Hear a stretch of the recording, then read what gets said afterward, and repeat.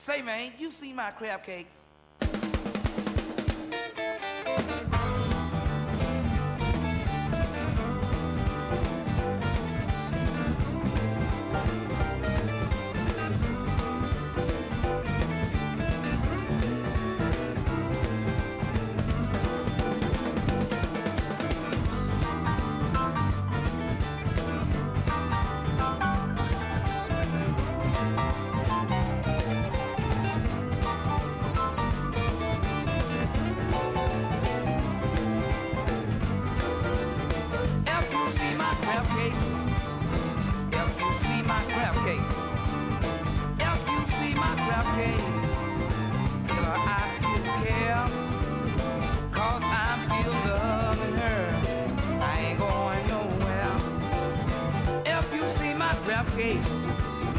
Till I'm all alone. If you see my crab cakes, tell her things went wrong. Don't call on the phone and bring a black draw home.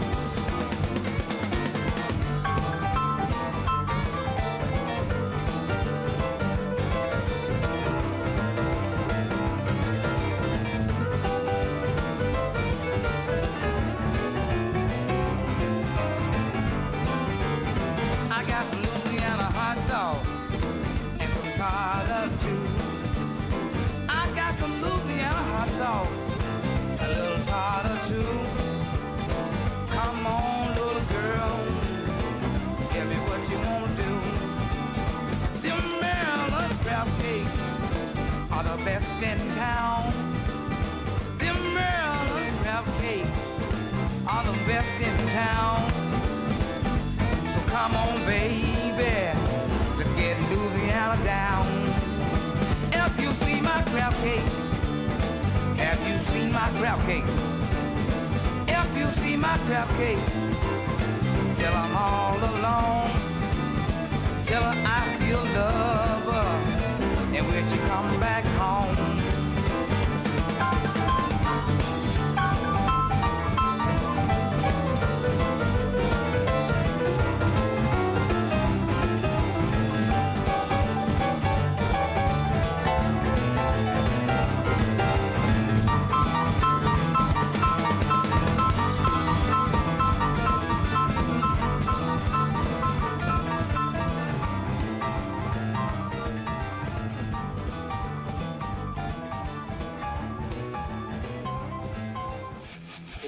Time for Talkin' Boxing with Billy C.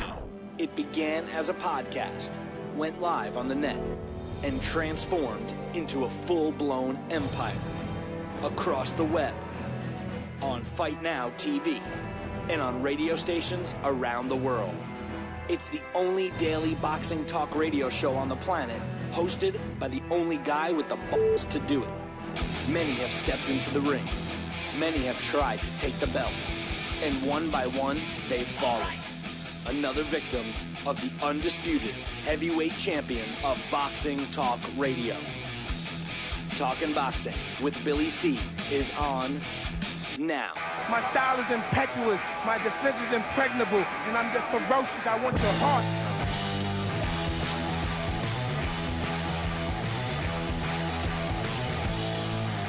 And we're coming to you live from the Billy C studio in Lake George, New York. I'm Bill Calagione. It's time for Talking Boxing with Billy C. Good morning, good day, good evening, whenever the hell you're listening. Glad you could join us. Don't forget the show is being brought to you in part by Katz Nationwide Luxury Transportation Service. If you're looking for a limo, you're someplace in the U.S. of A. or Canada, you got to give my girl, just remember she's my girl, Kat a call. That's 202-351-7496.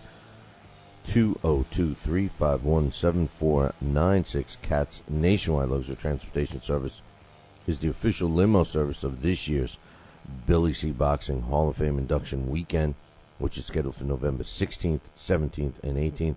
Make your plans now. Visit the website, www.BillyCBoxing.com. Click one of the BillyCBoxing Hall of Fame banners and get the latest information on that one. But, hey, You want to drive around in style? Well, you need the hot driver. That's Kat. So give Kat a call, 202-351-7496. Just remember, she's my girl. 202-351-7496.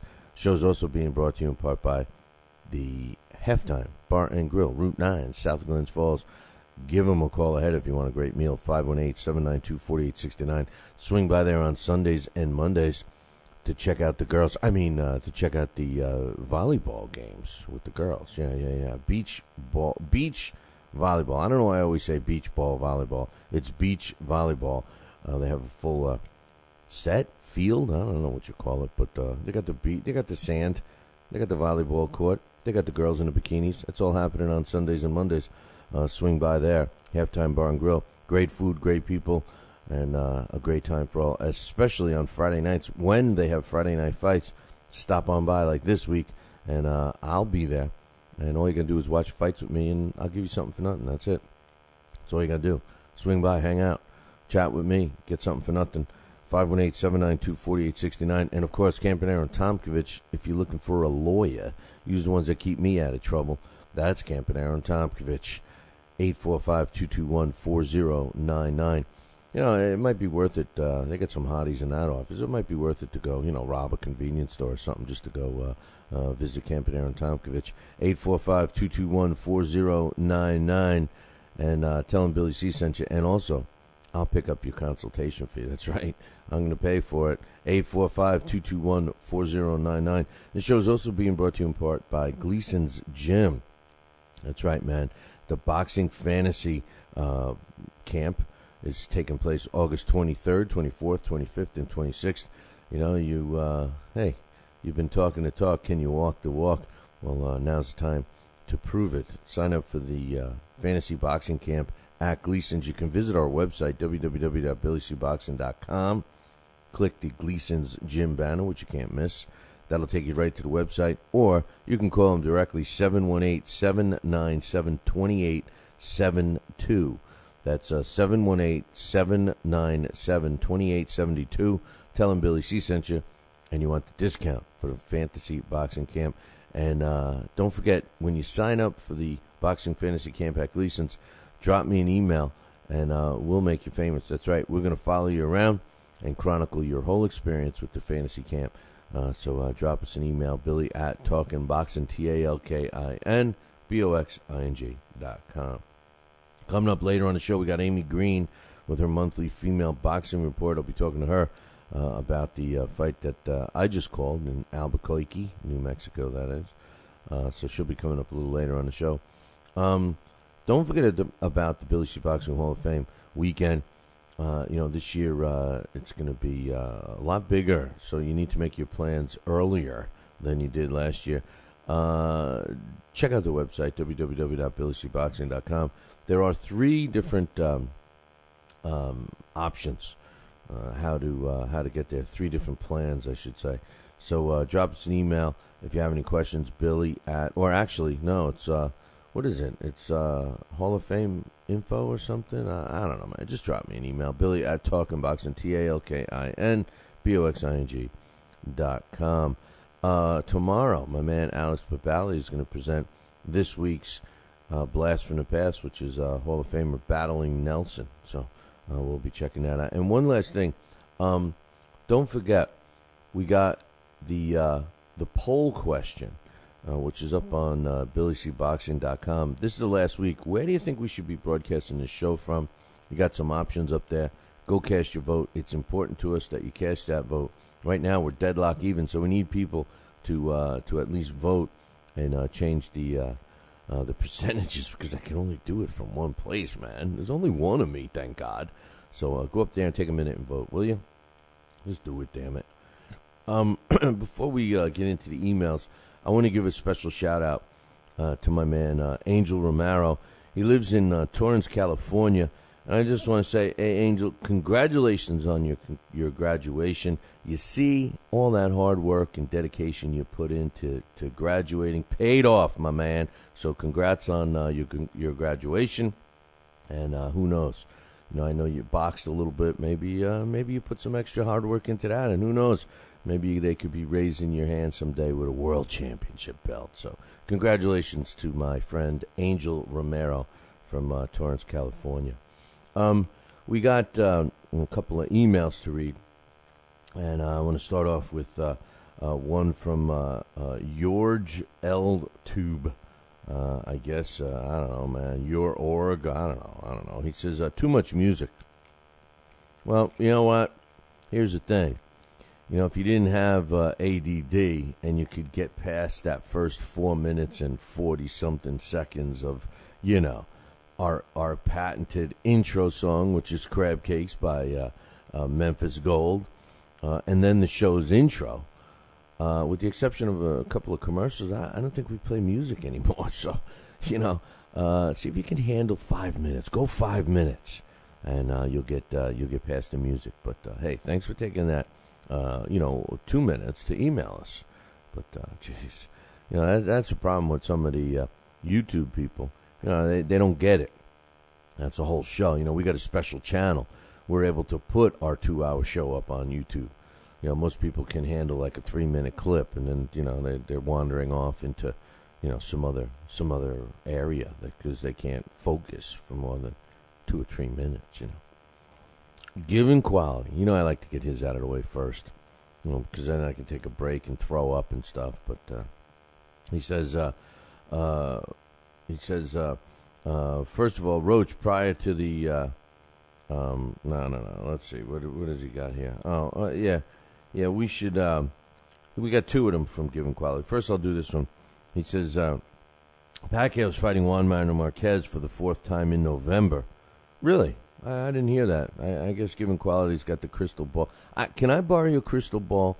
You know, I know that they're talking about it, but it's not signed yet. It's not signed. But anyway, he says Juan Manuel Marquez is fighting Pacquiao for the 4th time in November. Probably. Oh, okay. I should have read that before I said that. He's saying probably. And then rematch Timothy Bradley sometime in early 2013. He will continue to duck Floyd Mayweather Jr. If Floyd Mayweather Jr. does his full 87 days, which I hope he does, he won't fight again until 2012. Yeah, I know, because of all the torture and all of that you know, what he's being subjected to in prison. Come on. If he decides to wait until we'll try and fight Pacquiao. The fight remains to be seen. I highly doubt it. Pacquiao will lose to Juan Manuel Marquez, and then the fight with Floyd will be worthless. Pacquiao's under contract for 3 more years with Arum. The only way he's leaving is retiring. First of all, Given Quality, every single contract today has a buyout clause. Whether that's $1 gazillion or $1, I don't know. So, you know, don't count on it. Don't count on Pacquiao not being able to get out of the contract with Bob Arum if he chooses to. You know, if he chooses to. As far as the significance of Floyd Mayweather against Manny Pacquiao, hey, listen, if Manny Pacquiao, you know, he lost to Timothy Bradley, that's an argument with most people. And I'll tell you right now, even if he lost to Juan Manuel Marquez, which he hasn't in the 3 other times he fought him, but even if he did, I got news for you. People still want to see him fight Floyd. You know, so, don't be hung up on this win-loss. You know, it's a matter of, you know, who's the best fighters. And, you know, Manny and Floyd are regarded as the 2 top best fighters in boxing right now. That's why people want to see it. That's it. It's not about O's. It's not about Floyd going to prison. You know, it's nothing about that. You know, you think Floyd is the greatest thing since shoes were invented. Most people disagree with you. He is a good fighter, but he's a damn rotten person. And I got one more from Given Quality, all coming up in about 2.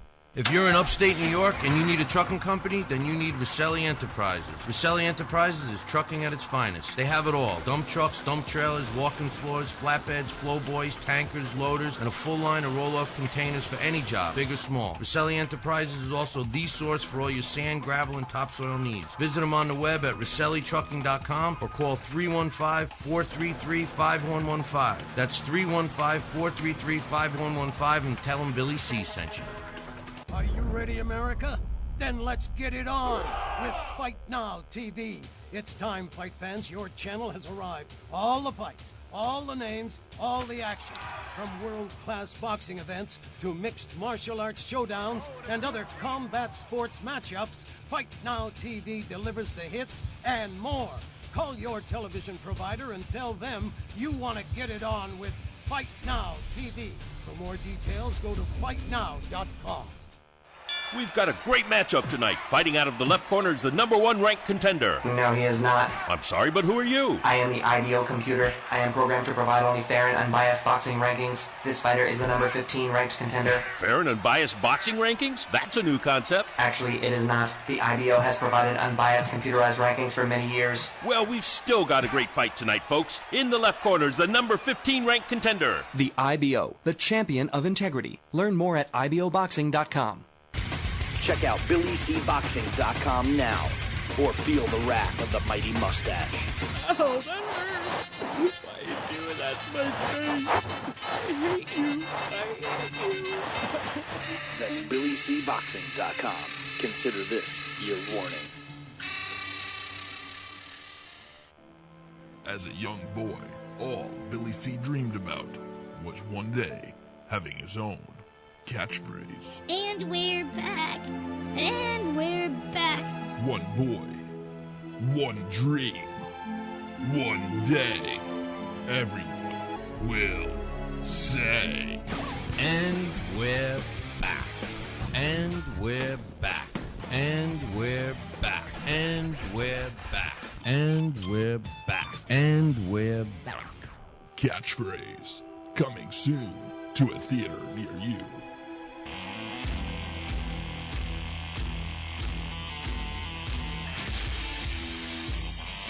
And we're back.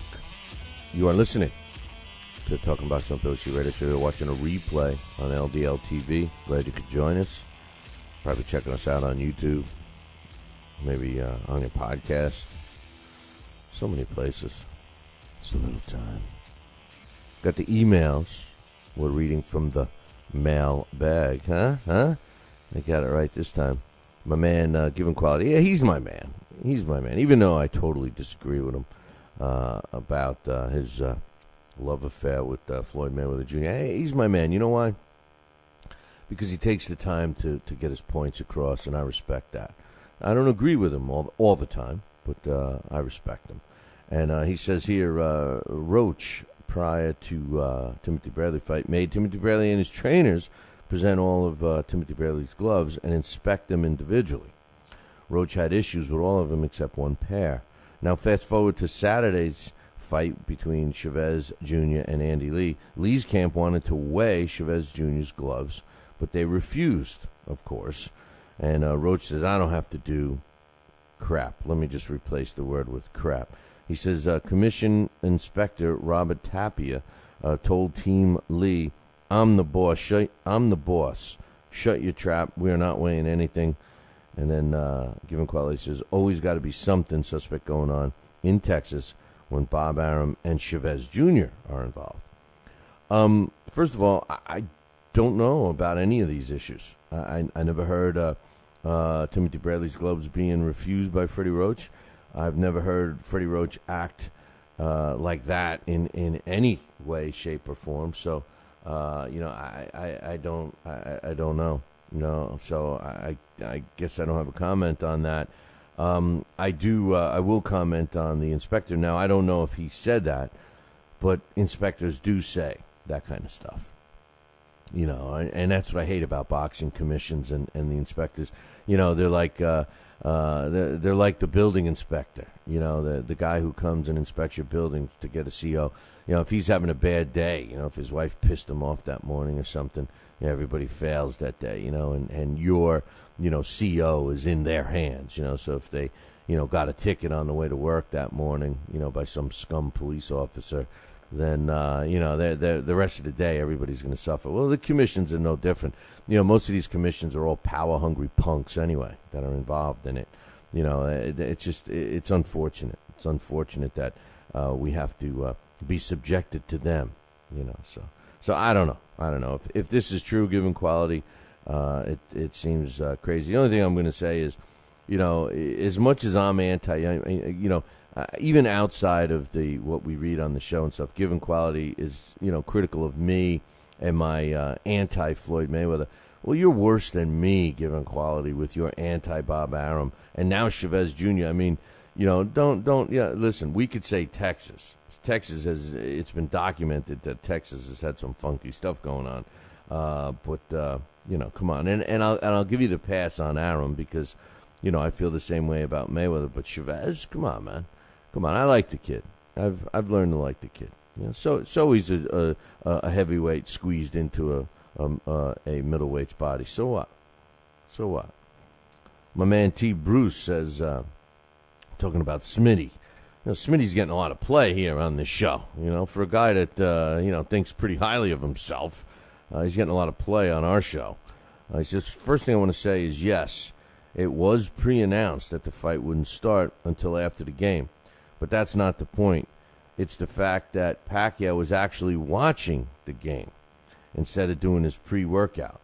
After the game was over, he should have been ready to fight, but instead he procrastinated on putting on his gloves, running on his treadmill, doing his paperwork, all of this so he could watch the game. By the time the game was over, Pac hadn't done any of that stuff, so he made us wait a little longer. His main priority should have been this fight, and that's what Smitty was complaining about. Pac watching the game, watching another sport instead of focusing on his own sport. Smitty was not talking about the fight being delayed because of the game. Second thing I wanted to mention is, did you see Kevin Iola clown Gabe's cocky behind the scenes on Twitter? I copied and pasted the mask, blah, blah, blah, blah. Yeah, I did see this, and apparently Kevin Ioli, who writes for Yahoo Sports, was having it out a little bit with Gabe Montoya, all about Gabe being on his high horse about the PED thing. So, yeah, that's blowing up in Gabe's face, I guess. But as far as Smitty goes, listen, I agree with the fact that they publicized that. That whole thing about the game was discussed before. What did you think? He's a fan. He wanted to watch the game. Typically the main event is contracted to come on at a certain time. Whether it's usually 11 p.m. Eastern, they start their ring walks or whatever, and by the time everything is done and anthems and everything, 11:15 Eastern time, they start the first bell or whatever. They ring the first bell, start the first round. I'm not so sure that it didn't start around that time. I forget, to be honest with you. But all of that means, honestly, I don't know what to tell you. I thought Smitty was kind of tooting his own horn a little bit, but, I didn't disagree with him. And I agree with one of his lines that he said to me, and I said it on the air, was that there is no other sport that would have permitted that. But again, this was contracted. It was already in the contracts, and it was predetermined. I just think that HBO played it up a little bit and used it, to have more drama for their show. I think that's pretty much it. So, we got my man Alex T. He says, I know Arum hates Golden Boy, but to put the Chavez Martinez pay-per-view up against Canelo. Against the Canelo pay-per-view is like cutting off his nose to spite his face. He says it's a stupid move, especially when you consider that the main draw on both cards is a Mexican, and the Mexican or a Mexican-American audience figures to be the target fan base who will purchase the fight. It's stuff like this that bothers me much more than any decisions or controversies that take place in the ring. I think, for the most part, fighters give an honest effort each time out, and that's all I can really ask from them as a fan. But when Arum pulls a move like this, it's like he's giving the boxing fans the middle finger. I'm going to mark this date on my calendar and give the finger right back to Arum and go to the movies that night instead. I agree. I said this yesterday that I thought it was stupid to have both of these pay-per-views on the same night. I don't even like it when we have a major fight on the same night. I don't even like having... like let's say a basic television fight like an ESPN card and a NBC Sports card on the same night. I just don't like it. So I agree with that. Now, as far as Arum doing it, all I'm going to say is sometimes these dates are already picked out. and then they fill in the blanks. And that could have been the case. Bob Arum, he wants to make money. I mean, let's face it. Come on. I mean, he's a bloodthirsty guy that, just wants to make as much money as he can. Do you think in a minute that he would want to risk or making fans choose between his pay-per-view and a Golden Boy pay-per-view when it could mean money out of his pocket? I don't know if that's the case. I mean, and if it is the case, Alex, I agree with you 100%. He's clearly, cutting off his nose to spite his face because, that makes no sense. If he's just trying to tap into Golden Boy's revenue and at his own expense, I mean, that just doesn't sound like a Bob Arum move. It sounds more like they already had the date set, they already had plans, they already had money invested, blah, blah, blah. And now they end up with this fight, and instead of having it, maybe as a free fight, they're making it as a pay-per-view. I don't know. Either way, I definitely agree with you. So I can't disagree with that at all. I think it's ridiculous. I can't stand when they do that. It's terrible, actually. And not only that, it makes us choose. Now, yeah, okay. I actually have a feature on our cable now that. I could buy a pay-per-view and record it and then watch it when I want, which, I personally like because I got to be honest with you, I can't stand having it on so late at night. Out west, you go out west and, everything's on earlier, obviously, because of the time difference. But it's so much nicer, we're at the, I'm sitting here in Albuquerque last weekend and, I realized that the baseball games are coming on, 6 o'clock instead of 7. When a 1 o'clock game is supposed to start, it starts at noon. Kind of gives you, I don't know. I mean, I'm an early riser, so maybe it helps me. I mean, guys that, or gals that like to go out late at night, it's a different story. I guess they like to sleep later, and they would be better off in the East. So maybe what we should do is all the night people should come out and live on the East Coast. And then all of us people like me who get up early in the morning and go to bed early at night. We should be on the West Coast, So I don't know, man. I don't know. Either way, guess what? I got to take a break. When I come back, I got some more emails to read from the mailbag. Got it? Emails are part of the mailbag. We'll be right back. Are you ready, America?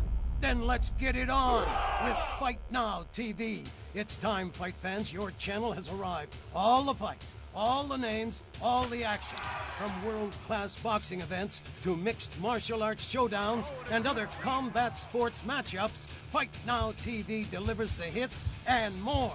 Call your television provider and tell them you want to get it on with Fight Now TV. For more details, go to fightnow.com.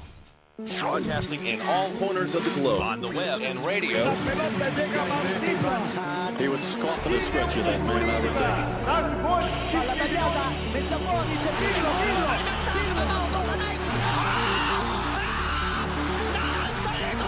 You're listening to Talkin' Boxing with Billy C. From upstate New York in the good old US of A.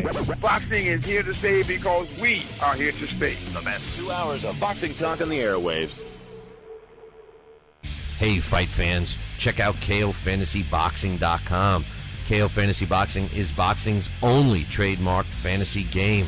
Check it out, www.KOFantasyBoxing.com. Select your own gym, your own fighters, track them through a season that can last from 3 months to a year, depending upon which league you join. You got to check this out, man, www.KOFantasyBoxing.com. Join it today. Again, www.KOFantasyBoxing.com. And tell him Billy C sent ya. Now back to Talkin' Boxing with Billy C, the only radio host man enough to take a punch from Mike Tyson. Wait a minute, man. Hold on there. Jeremy, man, I need you to take this one, all right? Wait, what? No way. I can't do this. Need I remind you I'm Billy C, damn it? Now put on that mustache and get in there. Hey, look at me. I'm Billy C. Crap.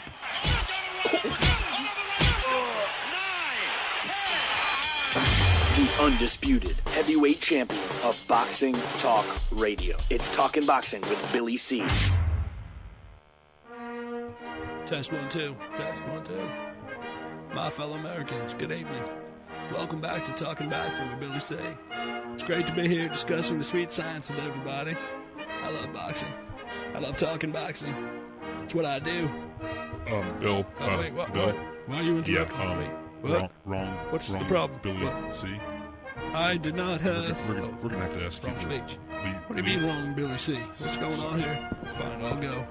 I just wanted to talk some boxing on TPSradio.net. That's all I wanted to do. I don't need your damn show. I'll get my own talking wrestling with the other Billy C. Yeah, that sounds good. I've always been a Hulkamaniac anyway. Broadcasting live, brother. Welcome back to Talking Boxing with Billy C. on the mighty TPSradio.net, brother. What you gonna do, brother?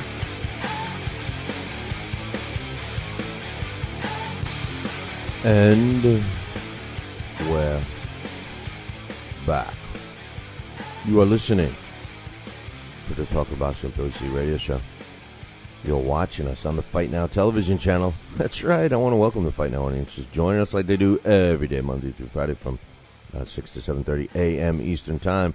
If you don't have Fight Now on your sports channel lineup, what the hell are you waiting for? Call your local television provider. I don't care if it's satellite dish or cable.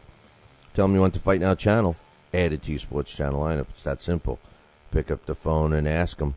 I call Time Warner once a week. That's who I have.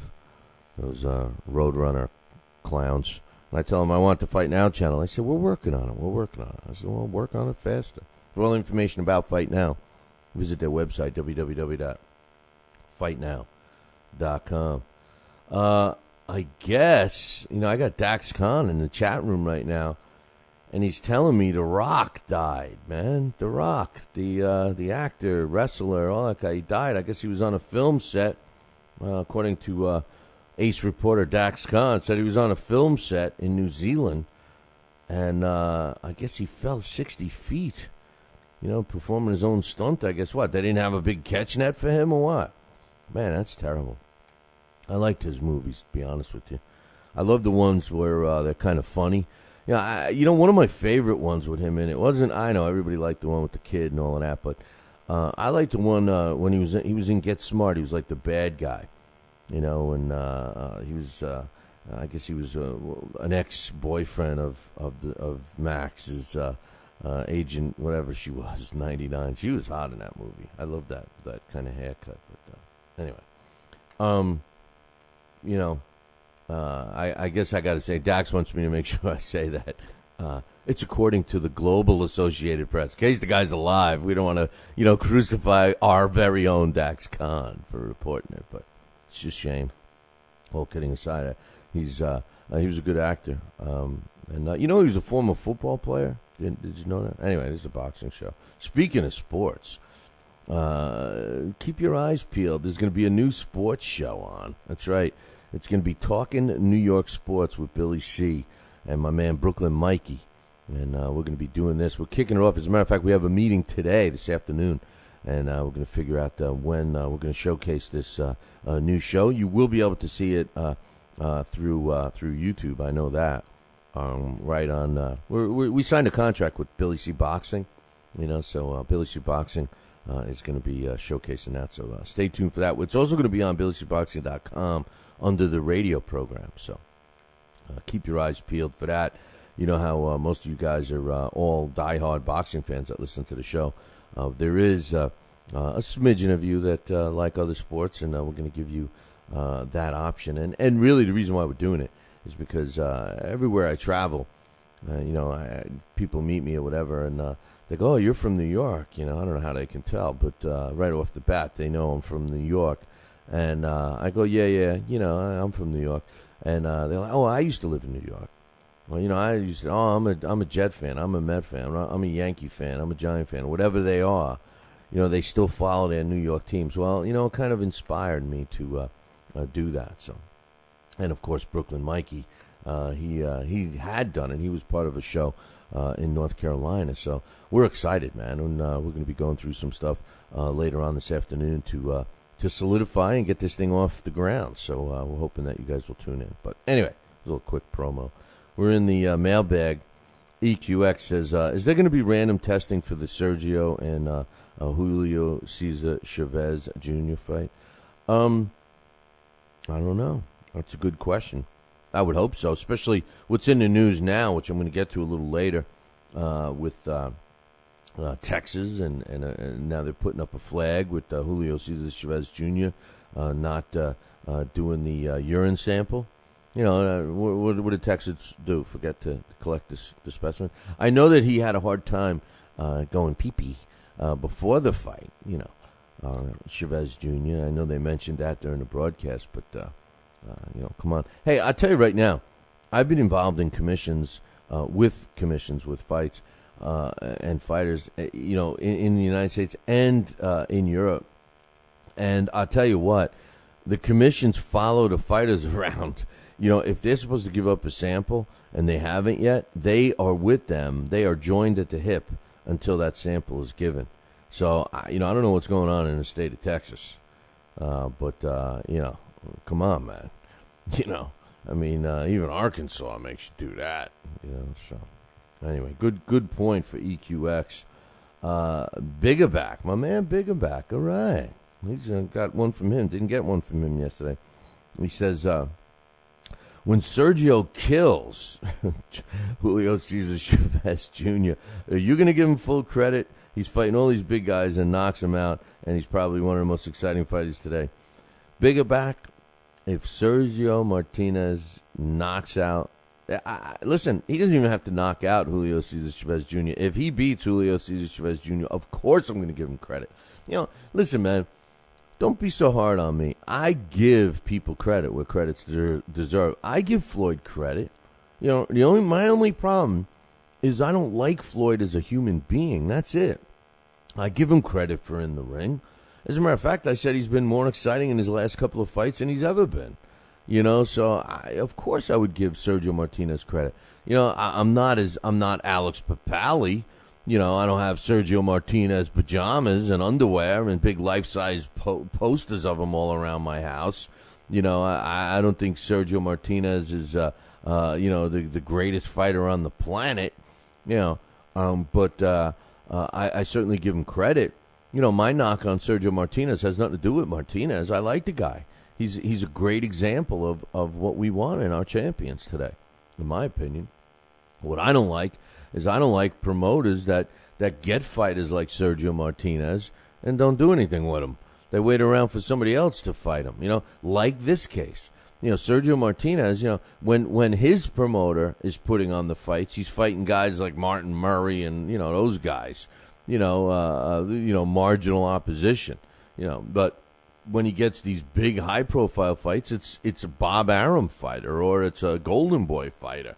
You know, that's my hang-up, that these guys aren't willing to open up their own checkbook and get the big fights.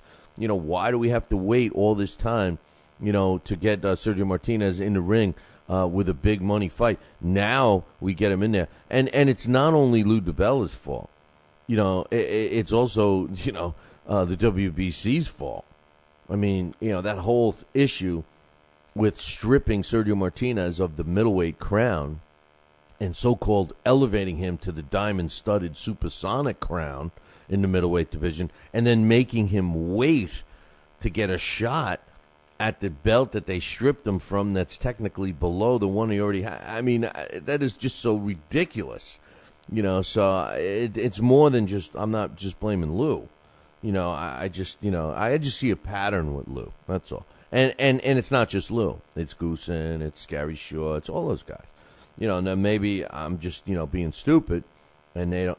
Yeah, I know. Half of you all just went, yeah, you are stupid, Billy C. Yeah, okay, I am. You know, but the point is, you know, maybe the amount of money is so outrageous that you need to put on those fights that, hey, the only guys with the money is Arum and Golden Boy. So, but anyway,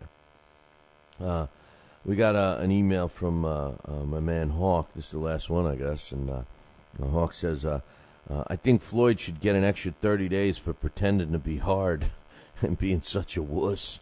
I can't drink tap water. WTF. If I was a fake thug like Floyd, I would have the brains to ride out my 60 days and at least pretend I was hard when it was over. Floyd is a total pampered fraud. I also agree about BJ. He's talking about B.J. Flores. He's a nobody in boxing. I respect Lee also. Big props for Chavez and for calling out Martinez, who loves to call out welterweights. This should be a huge fight. Hawk, man, I have a tear. It's welting up in my eye right now. You're my man, Hawk. You're agreeing with me. I mean, I love this guy. Hawk's my new bestest friend. I couldn't have said it better. And that's all to me. We talk about Floyd, right? Hawk just put it in perspective perfectly. That's my point about Floyd. Floyd acts like he's this thug. He's a gangster. No, not a gangster. Okay, I mean, in the 30s and the 40s and 50s, you had gangsters. Okay, they were, whatever. And now you have gangsters. A gangster is what Floyd wants to be. With just his social, what he wants to come across socially as a gangster. Hanging around 50 Cent. I'm a gangster. I burn $100 bills. I'm a gangster.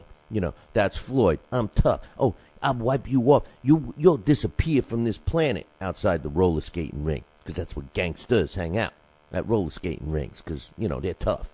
All the tough guys hang out at the roller skating ring, right? Or the ice skating ring, right?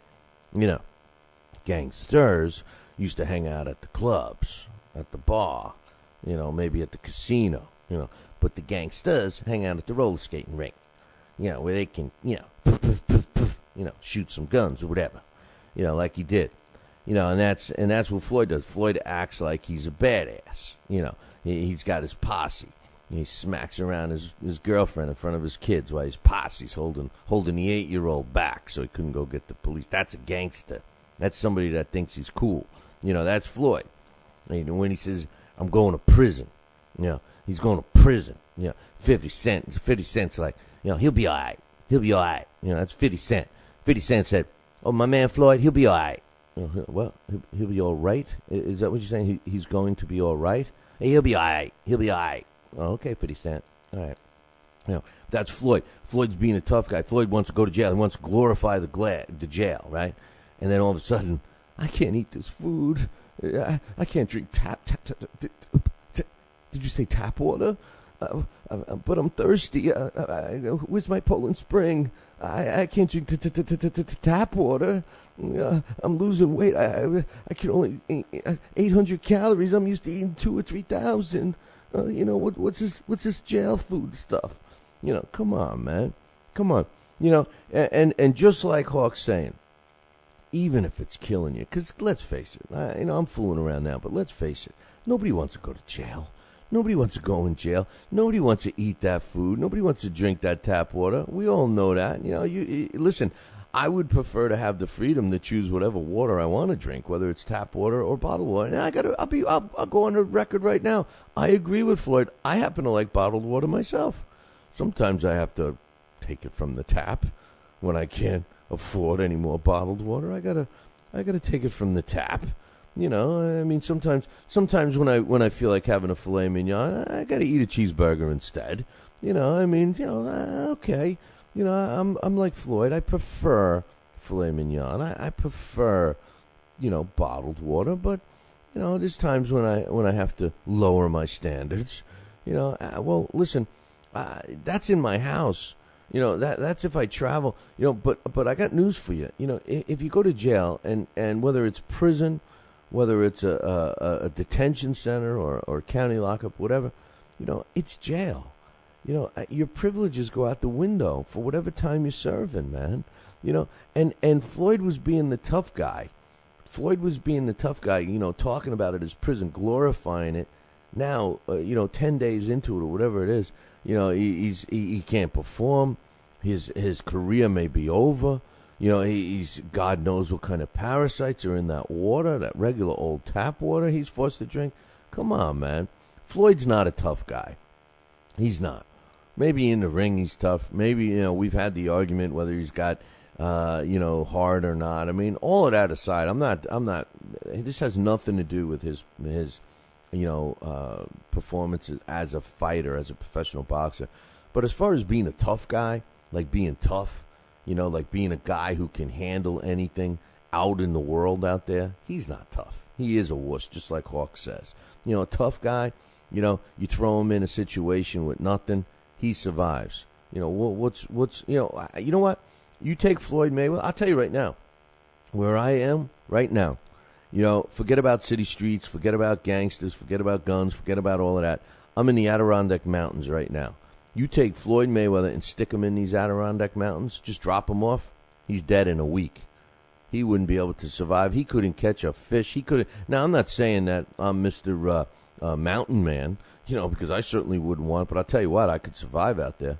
I could make a makeshift lean-to and be out there in the wilderness. Floyd, come on, he'll be crying like the girl he is. So I'm glad Hawk put it in perspective. This is a good thing. As far as BJ Flores, I agree with you there.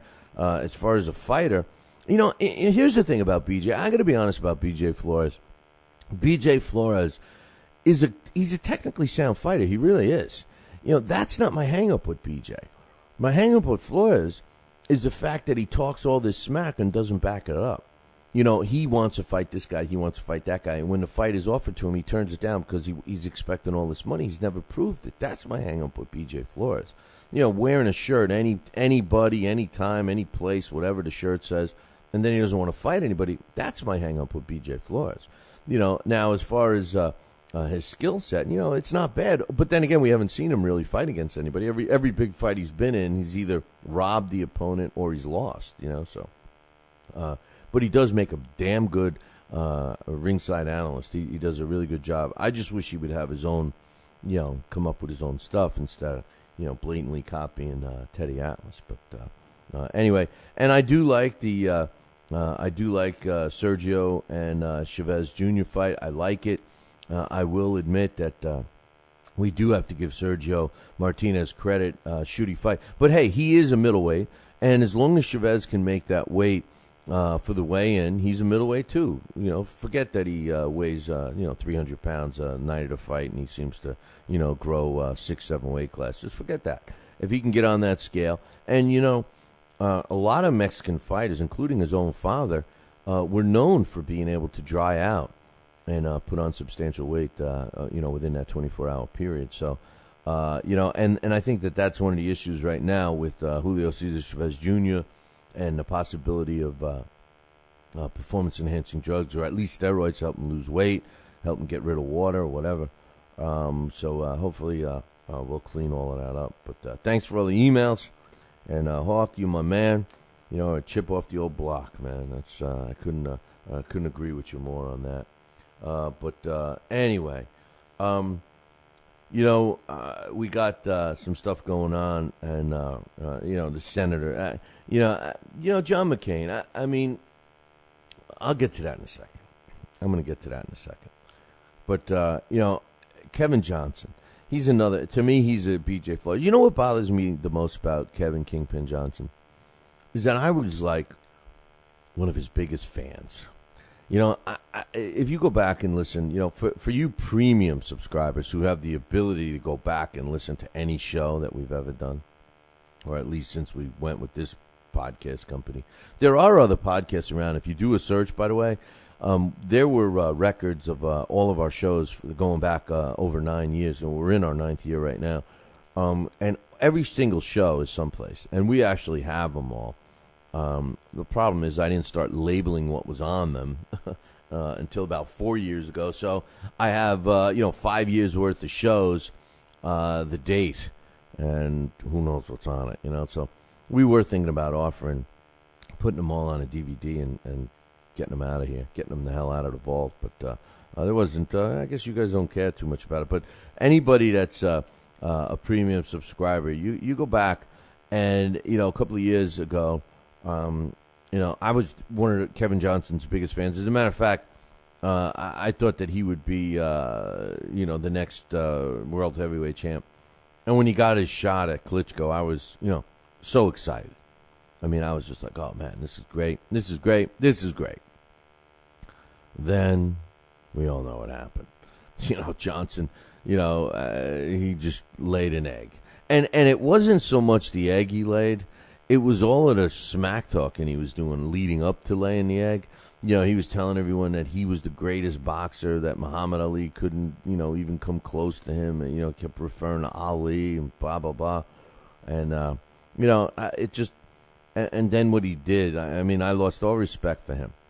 And now, he's back. He's fought a couple of tomato cans. No disrespect to the tomato cans. And I didn't mean that, the way it just sounded. No disrespect to the fighters who may be referred to as a tomato can. It's just, they'll kick my ass, but I'm just saying. Now he's back, and he's fighting in a prize fight. And I happen to like the prize fighter, that whole thing. I like the way it's set up and all of that. I do. I'm a fan of it. But this one seems to have been designed for Kevin Johnson. No disrespect to the other guys. And he was labeled as the favorite, and he is the favorite, man. According to the odds over in Europe, 6-4 favorite. It's a 25th edition already of Prize Fighter, which is amazing to me. All these guys are going to fight the same night. Now, the next guy in line is Albert Sosnowski. Now, believe it or not, Kevin Johnson and Albert Sosnowski are the two top guys. They're the two top guys. The way they have it set, they have Kingpin, Kevin Johnson first, then Albert Sosnowski, then Tor Hammer, who's this guy out of New York, and I believe he fights under the DiBella banner. He's fought no one. This was a guy we used to have. Remember Elke, the hot little girl that used to be involved with the show? She hated Tor Hammer. She said, "Oh, this guy's a bum," But he's the next one in line. He's the third one. And this is a guy who hasn't fought anyone. I don't even know how he managed to get into this tournament, but he's 6-1 favorite. Then after him, you got a former USBA champion, which is isn't that one of the anti-dope tests? Anyway, Mo Harris. Mo Harris was you'd mentioned Mo Harris in the heavyweight division like 6 years ago. Since now he's been involved with the joke of a promoter who doesn't even promote fights. He says he's a promoter, but he does. I don't think he's ever done a show. He's just throws his fighters in with these non-winnable situations, and this is a great example of it. But of all the fighters, Mo Harris, he's fourth in line at a 15-1. Marcilio Luis Nascimento. Now he's this big fighter who's from Brazil, who had a good record, and I don't know how he managed to get in this mix, but he's there. And also Noureddin Medon, who's a Moroccan fighter, who I've honestly never seen. He's got a decent record as well. He's 17-1. So now the long shot, I guess, the two long shots happen to be the English fighters. Tommy Dallas, which is a young heavyweight who had a lot of promise till he picked up an L. He's 24-1, and the long shot of the whole event is Tom Little out of Hatfield, England. He's 29-1. So we'll see what happens, but you can see why Kevin Johnson is the favorite. But here's the equalizer in this tournament, and this is what I like about it so much. You get a cut or something, even if it's unintentional. Like if heads clash or something like that, and you can't continue, you're out of there. You're out of there. Even if you get the win, you're out of there. You can't continue in the tournament. And then you got the other guy. They got a couple of alternates waiting. Now I think a couple of them. I don't know about the heavyweight. I think a couple of these prize fighters were determined. The winners ended up being an alternate that was hanging around and got an opportunity because somebody was cut. So. I don't know. If Kevin Johnson actually fought, he's got the tools. He's big. He's got some hand speed. He doesn't have much power. And if they just duct tape his mouth shut, maybe. See, I don't mind. See, you guys always email me like, yeah, you don't like smack talks. No, that's not true. I like a smack talk. I do. I just want them to back up what they're talking. I respect the guy that doesn't say anything. Then you can't criticize him. You get smack talkers like, look at David Hay. David Hay talks smack. Come on, man. He's the king of smack talk and doesn't back any of it up. And then the first guy to come up with the excuse, the toe, come on. that put the icing on the cake with David Haye. But anyway, speaking about talking smack, Timothy Bradley is a guy that, I've always loved Timothy Bradley. Not only as a fighter, but as a person. He just was a classy guy to me. We had him on the show a couple of times. He's been the underdog. He went over to England, won the title. It's such a feel-good story. He married a woman that I don't know if she had been married before or whatever, but she had a couple of kids. He took those kids on as his own. He now has another baby with his wife, and they're very happy together. And it's just such a feel-good story. They struggled. I read someplace that between the two of them, they had less than $12 in the bank when he was on that plane. When he was on the plane going to England to fight for the title, between the two of them, they had $12 left to their name, and the rest is history. He's a multimillionaire now. But I was real disappointed in what came out the other day. He actually went home. He hadn't been home yet in California yet since his win over Manny Pacquiao, his controversial win over Manny Pacquiao. And, they had kind of a parade for him. They had like this basically key ceremony, key to the city ceremony, whatever. There was, 500-600 people there. And he pulls up in his wheelchair because, he's got casts on both legs and stuff. And he pulls up in his wheelchair. And they're talking to him and everything else. And they asked about his rematch, he looks like he's going to be fighting Manny Pacquiao again in November. And he says, all of a sudden, he's got this cocky air about him, and he says, I doubt Manny Pacquiao is going to fight me in November. He's probably going to take on Juan Manuel Marquez in November, and I got news for you. Marquez is going to beat him this time. And I'm saying to myself, what? First of all, Timothy Bradley shouldn't be bragging about his win over Manny Pacquiao. At all. Because the bottom line is it was a robbery. I don't care that I wasn't ringside. I don't care that I wasn't an official judge. It was a robbery, okay? Now, it doesn't change my opinion of Timothy Bradley, but he got a gift, all right? Manny Pacquiao beat him that night and got robbed for whatever reason, all right? End of story. That's number one. Number two, the argument about Juan Manuel Marquez and Manny Pacquiao, and you can argue with me. Listen, the difference between the two fights, or in Juan Manuel Marquez's case, the difference between all his fights against Manny Pacquiao and the fight between Timothy Bradley and Manny Pacquiao, is that Juan Manuel Marquez and Manny Pacquiao, they were all extremely close fights. I could say that Manny Pacquiao won. You could say Juan Manuel Marquez won, and we would both be right. The fight was that close. When you have a fight that is scored similar to the way the Bradley Pacquiao fight was scored, generally it's a close fight, and you don't have an argument with it. Like Juan Manuel Marquez, the last fight, Juan Manuel Marquez against Manny Pacquiao, I wouldn't have been upset if they gave it to Juan Manuel Marquez at 115, 113. I wasn't upset that they gave it to Pacquiao at 115, 113, and I wouldn't have been upset if they ruled it a draw. It was that close. You can't argue. The word robbery does not come in. It doesn't fit. However, the word robbery fits with the Pacquiao-Bradley fight. That was a robbery. That was not a 115, 113 fight, at least in my opinion, and at least in the masses, all of the masses' opinion. It was a one-sided fight in favor of in favor of Manny Pacquiao. So that's where the big problem comes in. When it's a close fight, boxing is subjective. Listen, I think so-and-so won. You think so-and-so won. That's the end of that. It was a close fight. Hey, I'm going to always think my guy won. You're going to think your guy won, and that's cool. I accept the decision. I accept decisions when it's close fights, when it can go either way. When you say, I gave that round to so-and-so, and I say, it was a close round, I gave it to this one. That's a different story. But when we're watching a fight that appears to be totally one-sided, and then it goes the other way, that's when you have an issue. Now, for Timothy Bradley to come out and start being cocky, start basically erasing the skill set of Manny Pacquiao, that's the way I'm taking it. if you're saying, oh, well, man, Kez is going to beat him the next time. Oh, yeah, he'll beat him. Oh, he doesn't want to fight me. He wants to fight him. To me, that's alluding to the fact that you're dismissing Manny Pacquiao, that all of a sudden Timothy Bradley's starting to think that maybe he did win that fight. Come on, man.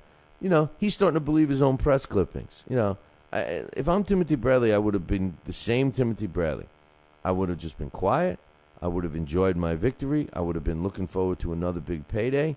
I would have been focusing on a rematch with Manny Pacquiao, and that's what I had hoped he was going to do. Apparently, he's believing his own press clippings. I don't know, but I hope he's the same Timothy Bradley. I'd hate to see him turn into a Floyd Mayweather Jr. Talkin' Boxing with Billy C. now has official merchandise available on TalkinBoxing.com. T-shirts, sweatshirts, hoodies, and mugs. And yes, even undergarments. Talkin' Boxing apparel is the perfect gift for the boxing fan in your life. Log on to www.talkinboxing.com. That's TalkinBoxing.com and place your order today.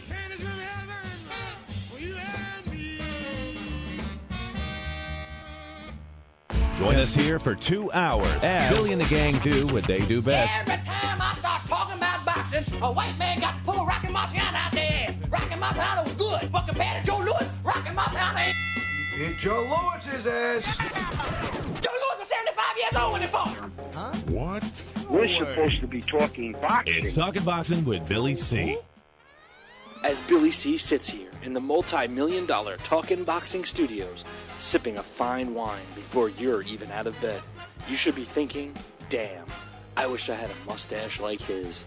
It's the Talkin' Boxing with Billy C. show. He's Billy C., and you're not. Sucks to be you. Now let's dig into our archives and hear a rare interview when Billy C. first became the champion of boxing talk radio. Hello, Billy C. As the new champ, can we ask you a few questions? Why, certainly. Okay, your fans would like to know how you and your corner have successfully walloped the competition. We're not ordinary people. We're morons. Anything else? I'm a victim of circumstance. Did your success finally come when you made the show 5 days a week for 2 hours? What do you think? I'm trying to think, but nothing happens. Now, please tell the listeners what you've learned from making it this far. Certainly. If at first you don't succeed, keep on sucking till you do succeed. Great words of wisdom, Billy C. Keep up the great work as the undisputed People's Champion with your show, Talkin' Boxing with Billy C. Any last words to anyone who's listening? This is your fault, you bonehead.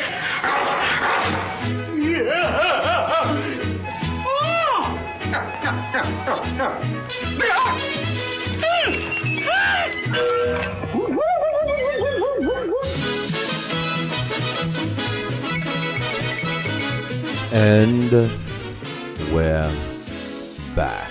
You are listening to the Talking Boxing with Billy C. radio show. You're watching us on the Fight Now television channel. And if you don't have Fight Now on your sports channel lineup, you need to call your local TV provider. I don't care if it's satellite dish or cable. Tell them you want the Fight Now channel added to your sports channel lineup. It's that simple. Pick up the phone and call them. For all the information about the channel, you can find it on their website, www.fightnow.com. Speaking of now, don't forget, man, if you talk the talk, it's time to walk the walk. Sign up for Gleason's Gym's Boxing Fantasy Camp. It's funny.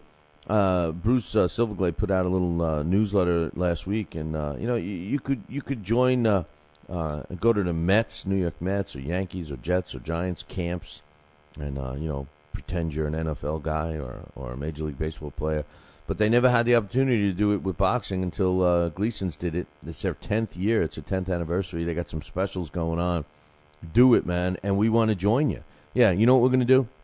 If you sign up for the Gleason's Boxing Fantasy Camp, we're going to follow you around. We're going to write some stories about you, get some video footage, follow your whole experience in August. So sign up today.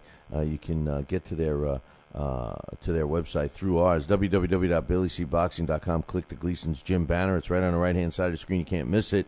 That'll take you right to Gleason's Gym, or you can call them, 718-797-2872. 718-797-2872. Tell them Billy C. sent you. You want the discount for the Boxing Fantasy Camp, and then call us or drop me an email, Billy at talkinboxing, TalkinBoxing, BOXING.com, and I will put your name in a hat, and we're going to draw one lucky person and follow them around for the whole camp. So I'll make sure you do that. Speaking about doing stuff, don't forget about the Whitehall Athletic Club, especially if you're living in New York City. Come on, man, you want to get out of that rat race, right? Well, you might as well join the Whitehall Athletic Club. There's fishing, there's boating, there's basketball, there's swimming, there's a weight room. They have sporting events there, including wrestling. They're going to have a professional wrestling event this weekend. In July, we got some pro boxing and some amateur boxing scheduled to be there. All of this, man, join it. Check it out, www.whitehallathletic.com. Let me know about that. As a matter of fact, when you call them or when you visit their website and get the number, tell them you want the Billy C discount. That's right. Tell them you want the Billy C discount for the membership. Don't forget they got bars in there. They got a couple of bars, a couple of restaurants. It's a really nice place, man. It used to be an armory. They actually have a shooting range inside. And if you like golf, they got a whole golf course. Listen, it's the place to be. WhiteHallAthleticClub.com. Check it out. All right. Here's the thing, one of these, the New York State Boxing, the New York State Athletic Commission really is one of, I have mixed feelings about them. Number one, I like the way that they, believe it or not, I like the way they're strict. I like the strictness of the New York State Boxing Commission because it has the illusion that it's to protect the fighters and people involved with the sport. What I don't like about it is the corruption that's around it. The wannabe guys that are in charge. The guys that really don't know much about boxing. I don't care that they've been in with the commission for 20 years. They don't know anything about boxing. All they do is they're paper pushers, and they like to intimidate, young, new, up-and-coming promoters or managers or even fighters. It's the intimidation factor. It's like a cop. You know how those cops are. They put their uniform on, and next thing you know, they're intimidating you. You get pulled over, and instead of treating you with respect or something, they come over and they're treating you with disrespect. You go to a courthouse, and Barney Fife, the court guy, who's there to. Whatever they call those guys, the court dude, like on the People's Court, the guy that's standing there, that guy, the bailiff or whatever they call him. I don't know. I don't go to court often. That's why there's warrants for me. But anyway, those guys, why don't they treat you with respect? They're always acting all like they're badasses and everything else. That's the way the New York Commission is. That's the way other commissions are. And that's the part I don't like. The part about the rules and regulations and you got to follow, that I think should be in place. And I think that there should be something in place to police these commissions, to make sure that they do treat members or people that want to become members with respect. I think all people deserve respect, regardless of their beliefs or anything like that. I think we owe it to each other to be treated with respect. With that said, the government, our United States government, has been trying to push for a government-controlled commission. And we've had some people like Teddy Atlas who are very supportive and everything else. And one of the front runners was Senator John McCain. He's out of Arizona. He was a presidential candidate last time out. I wonder how people are feeling about not voting for him last time. But anyway, he's been an advocate for boxing and a government-run commission. Well, once again, in lieu of the highly publicized negativity surrounding the Manny Pacquiao and Timothy Bradley fight, Senator John McCain has put forth another move to try and get a government-controlled commission. This time he was joined by Senate Majority Leader Harry Reid, who's out of Nevada. Both of these guys were former fighters, and they're trying to push again to establish the United States Boxing Commission that they describe as an entity that would carry out federal boxing law, which would include working within the industry and the local commissions to license the fighters, the promoters, the managers and sanctioning organizations, etc., etc., etc. Here's the thing. I ask one simple question, and I've asked this many, many times. and I use the New York Commission as an example. All right, only for no other reason, only because I happen to live in New York. But it could be any example. It could be Nevada State Athletic Commission. It could be Massachusetts. It could be whatever, right?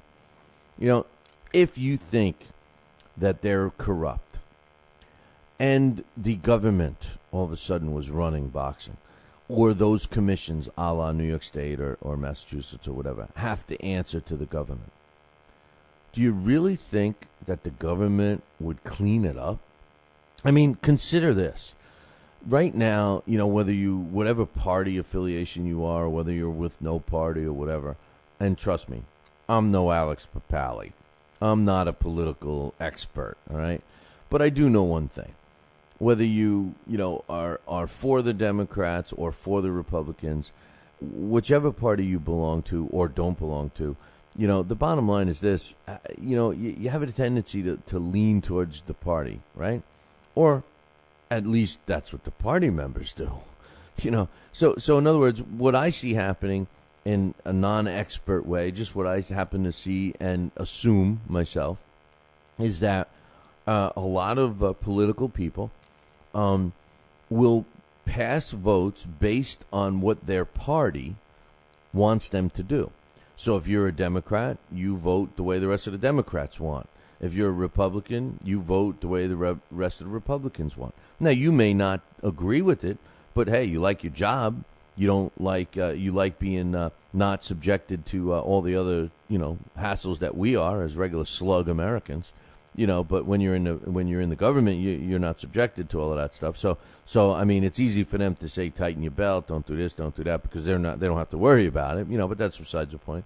And what ends up happening is the people that these government officials are supposed to be serving, they're the ones being left out. So they're not looking out for the benefit of the people. They're looking out for the benefit of the party. That is what would end up happening with a boxing commission. Think of who would be running this so-called department, this so-called commission. It would be politicians, or it would be appointed people running it from the politicians. Now, how do you get into those appointments? How do you become those guys or gals that get those jobs? Well, doesn't the parties, aren't they influenced by campaign donations? I mean, isn't this one of the biggest cries that people complain about? You get somebody, what can I put? Hello, Mr. Presidential candidate. What can I put in your left hand to make your right hand pick up the pen and sign that bill so that we can drill for more oil? Or whatever the case is. So, Mr. Politician, what can I put in your left hand to make you sign off on my sanctioning body that I'm going to be inventing in boxing to help clean up the sport? You know what I'm talking about? Come on, man. Come on. If you think for a minute that the government can run a cleaner, more reputable commission than the individual states right now, I think you're sniffing glue or something. Listen, we have something in place. The ABC Boxing Commission, although I don't agree with everything, that's in place right now. Now, the way it works is that you join it voluntarily. So all these commissions, they become part of it, right? They don't have to, and it doesn't mean anything. It's all on a volunteer basis. Now, the only thing that I could see happening is I could see a government, forming some kind of a overseeing commission that could oversee a group like the ABC to make sure that they're not getting corrupt. And that's it. Don't make any decisions or anything like that. Just oversee them, check them out, make sure they're not making decisions illegally or whatever, and let them do it. Why? Because they're not affiliated with the government. They're not affiliated with any of the one commission. Okay, so this one's the president of this commission, and he's the vice president of that or whatever. But that's the only way it can work. That's the only way it could work. And if you did have a a government-run commission. I would just want to know how you get the people in the elected officials. Where do they come from? So I don't know, man. I don't know. But I have a hard time supporting anything from our government when it comes to business or commissions like this, because I can't help but look at the post office. I mean, we're watching the post offices dropping like flies. We can't even afford to send a piece of mail to anybody for 45 cents. It's 45 cents. I had somebody send me something. It was postmarked on June 7th. I got it on June 15th. I could have drove there and picked it up. It came from New York City. I'm a 3.5-hour drive from Manhattan to where I am right now, and it took a week. It took 15. It was the 7th, so it took 8 days to get to me. 8 days to get to me. I mean, you got to be kidding me. And we want the same people that are running the post office to be running boxing? Come on, man. Come on, please. What did they do to the banking industry? How's the auto industry coming? I mean, the bottom line is we look at the auto industry, right? Everybody says how great. Oh, they saved the auto industry. Our government saved the auto industry? Really?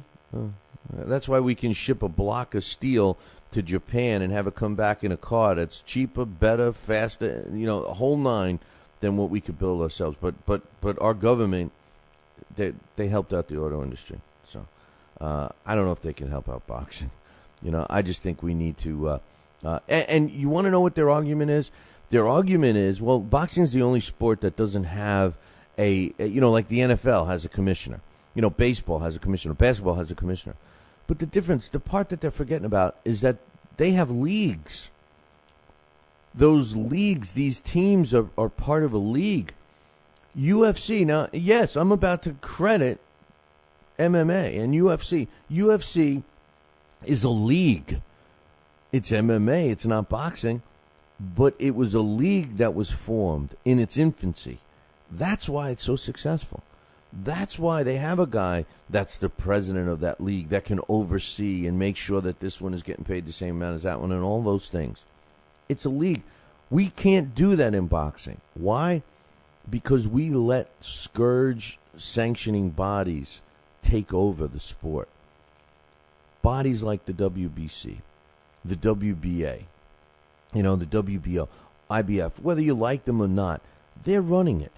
How many times have you heard a promoter say, trash is the WBC or trash is the WBA? But they're the same ones, and even fighters do it too. The belts don't mean anything anymore. Yeah, really? Well, then why does every single televised fight have to be for a belt? They don't even know what belt they are. I was at the fight. I'm not going to mention a fight. I'm not going to mention the organization or anything, okay? But I was at a fight recently, and I called the action, so I'm not going to mention where it was or anything, but you can read between the lines. And do you know that there was a sanctioning body for the main event of that fight that no one knew what the letters stood for? No one knew what the letters stood for. Even me, I didn't even know. I knew what the first two letters stood for, but I couldn't figure out the other ones. And we all had to wait for the commissioner of that sanctioning body to tell us what it was. Doesn't that speak volumes? When you have all of these sanctioning bodies that people are fighting for their titles and they don't even know what it stands for, because it's a selling tool. And networks, they figure that no one's going to watch the fight unless it's for a title. The sanctioning bodies, nobody cares about a fight unless it's for a title. So what are we doing? We're feeding that. It's the disease of the sport that we're feeding and making bigger and stronger. It's like a weed in your lawn that just, you hate it. It grows in the middle of your lawn. You hate that damn thing, but you keep fertilizing it. You keep, cutting the grass around it so it grows stronger. You look at it every day. I hate that friggin' thing, but here, you need a little sip of water weed. You need a little food weed. That's what we're doing to the sanctioning bodies. We're making them stronger, not weaker. We're making them stronger. That's why a government-controlled commission won't work. It won't work because there's too many other things involved. if the government came in and said, okay, from now on, there's no more sanctioning bodies, boom, boom, and they dropped the hammer down, WBC, WBA, you're done. See ya. We dissolved your corporation. You no longer exist here in the United States. Yeah, you know what? If they did something like that, maybe it could work. But, they need something not drastic. Just by forming a commission and waiting for everybody to sit around, it's not going to happen. It's just like when a presidential candidate says, hey, it's time for the change, man. Time for a change. You get me in there, everything's going to be different. It started back, in the 30s. There'll be 2 chickens in every pot in a car in every garage. Hey, there'll be money in every single buddy's checkbook. And you'll be able to go out to dinner once a week. If you elect me, that's what's going to happen. And then it doesn't happen. You're like, well, I didn't have enough time. I need 4 more years.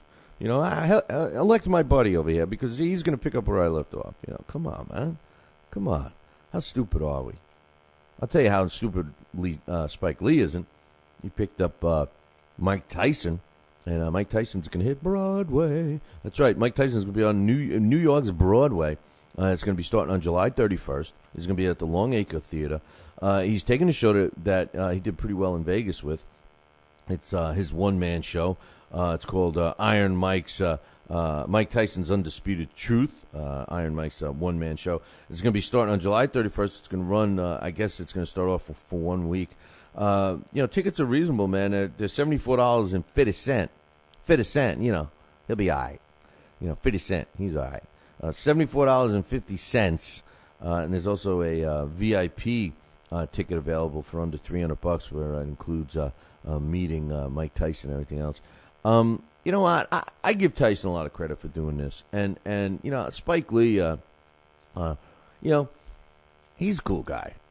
Spike Lee's a cool guy, I mean, he's been involved in sports, Never forget, wasn't he the one that had to take the blame on the New York radio stations when the Knicks, and I'm not a Knicks fan, but wasn't he the one that was giving the choke signal to, what's his name, Reggie, what was Reggie's last name? Reggie Miller? Wasn't it Reggie Miller when the Knicks were playing the Pacers? I'm pretty sure it was Reggie Miller. Knicks are playing the Pacers, and Spike Lee's got his, $gazillion seats. He's sitting, right on the court. He's like right on the court. And he jumps up, and I think Reggie Miller was about to take a foul shot, game on the line, and Spike Lee starts giving the choke signal. And Reggie Miller sunk all the baskets and pretty much single-handedly beat the Knicks that game. And, Spike Lee had to take some heat for that. But he teamed up with Mike Tyson, and I hope I'm a big fan of Iron Mike. I always was. And I hope they do well on Broadway. I wish I was actually. I should probably go see that, but hey, come on, come on, man. They should bring me there. I want to go there. I want to go to Broadway, New York. Hey, talk about PEDs, man. I give London a lot of credit. I give the United Kingdom, the UK Anti-Doping Commission. I give those guys. I give them all the credit in the world. Did you hear what they did? Larry Olubamio, they call him the War Machine. I've seen this guy fight. I remember Kieran sending me some stuff about him. Big dude, muscles on top of muscles. One of those kind of guys. And he was destroying fighters, but he had like a really paper mache glass chin. Well, they convicted this guy. And they finally admitted he admitted that he used performance enhancing drugs, 13 of them. so I didn't know. I had a little ointment. I rubbed it on my elbow. Yeah, how many were in there? Oh, 13. Yeah, right. But anyway, they're not messing around with this kid. You know what they did? They got him banned from the sport of boxing for 4 years. This guy's not allowed to step in the ring or even train until 2016. All right? But it gets better. They went back all the way to January 1st in 2006, and they've nullified, basically an annulment, which means like they didn't exist and not even looking at it. I don't even know if it's going to be on the record as a no contest or if they just scratch him from the record altogether. It's being annulled, which means like it never happened. His record from 2006, the last 6 years, this guy, he was going into this hearing with a 10-3 record. You know, when it's all said and done, I think the one good thing about this is he's probably going to be undefeated. You know, those losses will probably come out too. But, you know, all kidding aside, I mean, the UK anti-doping agency, I mean, that's not messing around. If that's not sending a message to fighters that they don't want you to cheat, you know, I don't know what is, man. I don't know what is. But anyway, Juan Manuel Marquez, we were talking about him earlier. Rumor has it that he may be fighting Manny Pacquiao in November. And he's also still looking to fight in July, the end of July. So we'll have to wait and see what happens with him. You know, I honestly don't think that a fourth fight with Juan Manuel Marquez is in higher demand than a rematch with Timothy Bradley.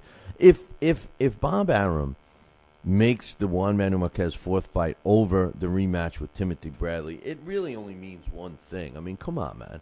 You guys know what it means. It means that Bob Arum, you know, is going to try to stretch out the rematch with Bradley and try and, you know, like he likes to use that word, marinate it a little bit, you know.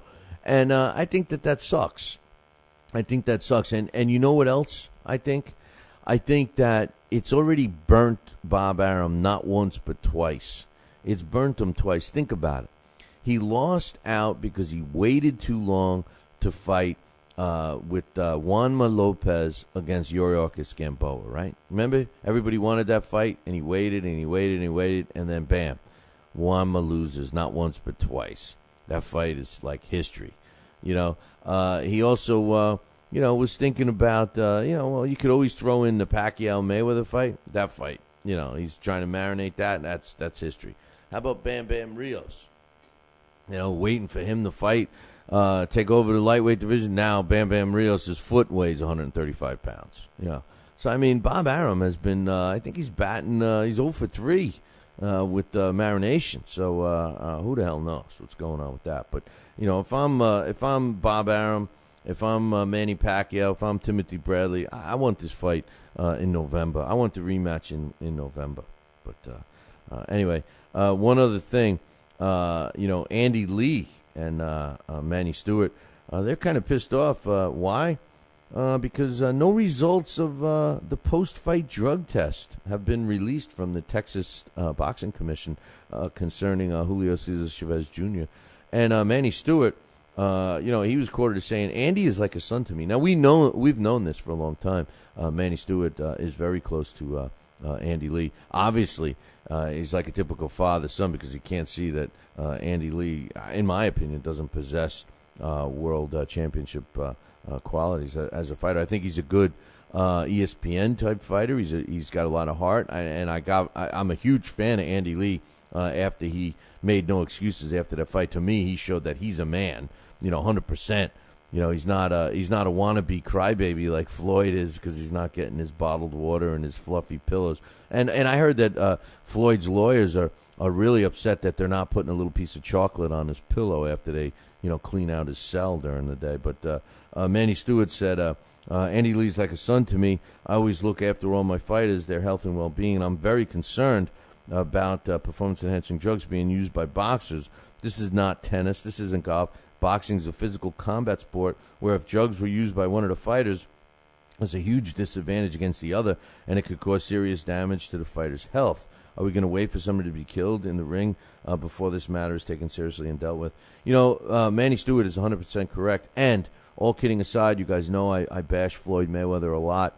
But, you know, you have to give Floyd credit. We have to give Floyd credit because Floyd really, without Floyd Mayweather insisting upon, you know, the Olympic-style drug testing, do you really think that it would be in the forefront as it is right now? You know, and you know, as much as I can't stand Floyd, I got to give him credit for that, and so do you. You know, Floyd was very instrumental, and when it was all said and done, when they finally get a handle on the performance-enhancing drug situation, we need to make sure that Floyd's name gets mentioned in this, because as far as a historical perspective, I think Floyd needs to be included in that. At least he's directed people, and in this case, if Julio Cesar Chavez Jr. can't produce it, if Texas lost these results again, I don't know what I would do, but I'll tell you the truth, I wouldn't be too happy about it. And I'd be lying if I'd say anything different. Hey, listen, I got to take a break. When I come back, we're scheduled to have Amy Green join us. Talking Boxing with Billy C. Every week, 2 hours of the best boxing talk on the radio. Mike Tyson looked like he put on some pounds. He was fat. He went into McDonald's and he just said to them, hey, give me 6 of everything on the menu. He put on 2 watches and covered 2 time zones. I'm talking fat here. Got on a scale the other day and it said, come on, one of you guys got to get off. Last thing I heard is that he jumped into the ocean and he left a ring around the continent. He's fat. Boxing with Billy C. Now back to Talking Boxing with Billy C. He may not have an Excellence in Broadcasting award, but the night's still young. And he's got martinis. So you never know what may be by morning.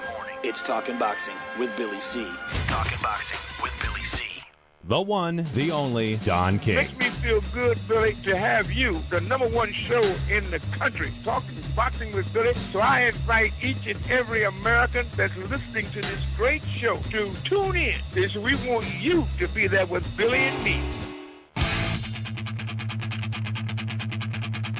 St. Jimmy's coming down across the alleyway, up on the boulevard like a zip gun on parade. Lights on the silhouette, he's just a buttonette, coming at you on the count of 1, 2. 1, 2, 3, 4. You're listening to the Talking Boxing with Billy C radio show. You're watching us on the Fight Now television channel. And if you don't have Fight Now on your sports channel lineup, call your local TV provider. I don't care if it's satellite or cable, and tell them that you want Fight Now right now. Pick up the phone and call them. For all the information about the channel, you can find it on their website, www.fightnow.com. Speaking of now, joining us, Amy Green. Good morning, Amy. Good morning, Billy. How are you? Oh, not too bad. I'm getting ready to suffer a bit. It's going to be the weather forecast beginning today through tomorrow through the next day is the 3 H's. H cubed here in New York. Hazy, hot, and humid. It's going to be breaking 3 digits, which is not too common here. So I'm getting ready to be more miserable than I usually am, that's for sure.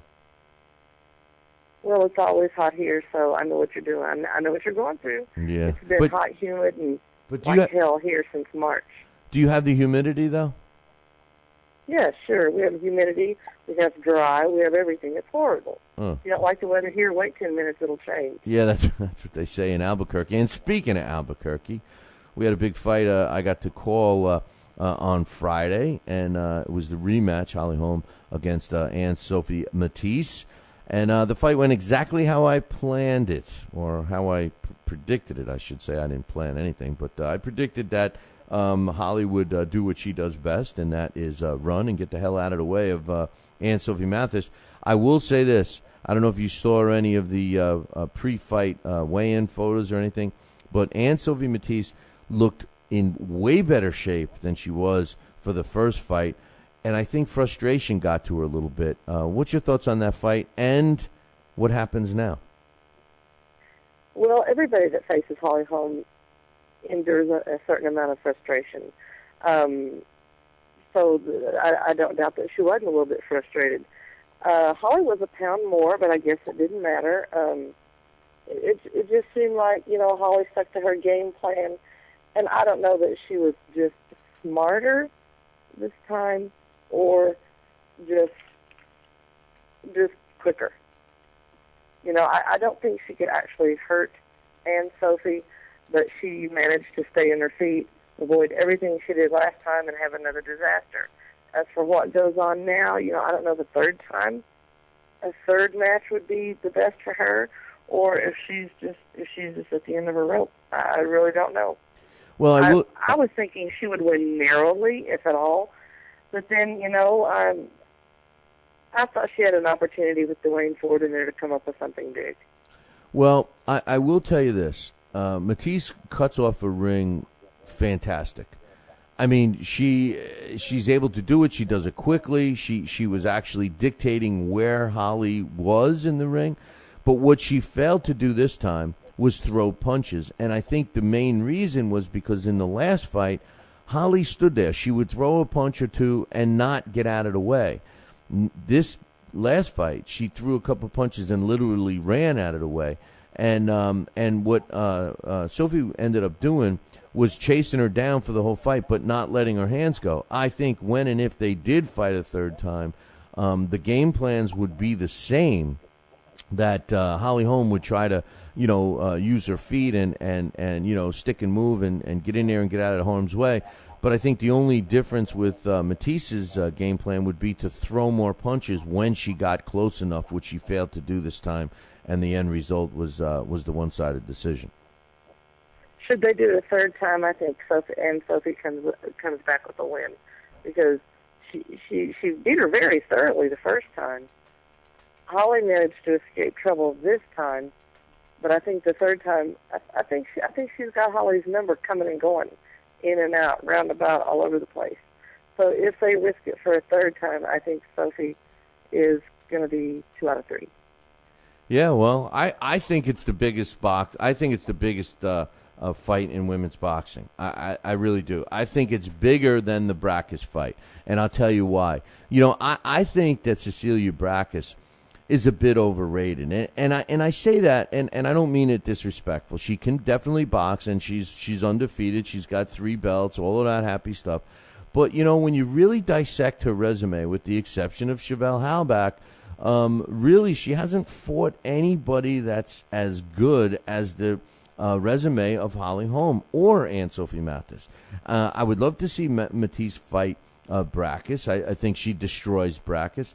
And really, the truth of the matter is when you take Holly Holm and you look around for the next biggest name in the sport, and the fact that, financially they can't afford to bring her outside of Albuquerque, I think a third fight with Matisse is really the smart way to go, because it's a global fight. It's a fight that has interest globally, not just in Albuquerque. I think whatever happens could be made interesting by Brackus and Mathis having a fight, and maybe Holly fighting whoever emerges the winner, which is going to be, Anne-Sophie, and there you have your third fight with Holly and her. And like I said, I feel firmly that Anne-Sophie wins the third time. She's been there, done that twice now. She knows. She's about to know Holly like a book. Well, the funny thing is Team Holm isn't racing to fight her a third time. Lenny Fresco said in the post-fight news conferences that there was, at that particular time, there was no interest in a third fight. And even Anne-Sophie Matisse said that if she fought Holly again, she wouldn't want to fight her in Albuquerque.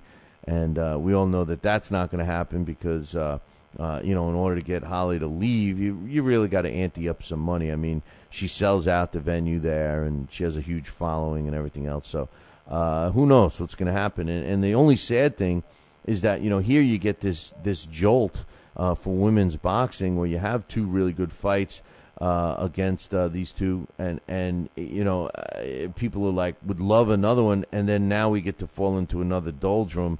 Who's she going to fight? Who if you take her out of the mix, what's left? Speaking of which, what else you got going on in women's boxing? I've got a couple of fighters that come to mind that are hardly been in the game as long as Holly Holm, but there's certainly 2 people to watch. That little girl from Ontario named Natasha Spence, that I've been kind of keeping an eye on, and a lot of people have called my attention to. She's a super feather on BoxRec, or a lightweight, junior lightweight, according to WBAN, and that's Natasha Spence. She's from Ontario. She's 4-0 with a draw, 3 KOs. She had 15 amateur fights, and she's 2-time Golden Glove winner in Ontario. She's going to be one to watch, because, for one, she's got a fast style, she's aggressive, and she knows boxing like no other. Her coach is Sid Vanderpool, and I think this little girl is going to go a long way. She was on the BillyCBoxing card on May 12th and won a TKO win over Raquel Bailey, and she's going to be fighting again August 11th in Long Island. Yeah, I know Natasha. I know her well. I actually spoke with her a couple weeks ago. Her and her manager, and she's a sweetie. She's a good fighter, and I'm watching her, man. I'm keeping my eyes on her for sure. And Sid Vanderpool is definitely a qualified trainer. I hope she is. We do have some promising young fighters in the female divisions. I just think they need to take some time and become polished. It just seems that a lot of young fighters, especially, of course, in the female divisions, they rush to big fights too quick, I think. Let's look, too, at Erica Farias. You cannot deny that she's on the move. She's taking her time, but she's also winning. She is a lightweight. She's number 1 in the world and in Argentina. She's 14-0. She won the WBC lightweight title with a first-round win. TKO win over Irma Adler, and she's got 2 wins in her young career over 2 great veterans in Melissa Hernandez and Anne-Marie Saccarato. So I would watch Miss Farias out of Brazil. I think she's going to be somebody interesting. What's going on with Melissa Hernandez? Haven't heard her name much anymore. Fighting in Georgia coming up. Is she fighting anybody of note? She's fighting Nicole Woods, and I think that Nicole Woods is a decent fighter, but I think Melissa pulls out the win. I think she's got her management issues straightened out, and she's going to be on the way back into contention. How old is she now? She's in her very early 30s. Oh, okay. That's cool. She was a decent fighter. I know that whole fiasco, again, out in Albuquerque hurt her a little bit, but we'll see what... she's definitely talented. We can't take anything away. She's lived to fight another day. She just, going through what everybody goes through. You get off the track, you fight to get back on, and there you go. I think with getting a win over Nicole Woods, she'll be getting back on track. You can never count Melissa out, ever. No, that's for sure. When she trains and when she puts her mind into it, she's a tough out. Absolutely. And I think now, like I said, that she's got some management issues taken care of. I think you'll see the Melissa that everybody likes to see. And she's devoted. She's back in the game, and she's looking forward to starting back with fighting Nicole Woods.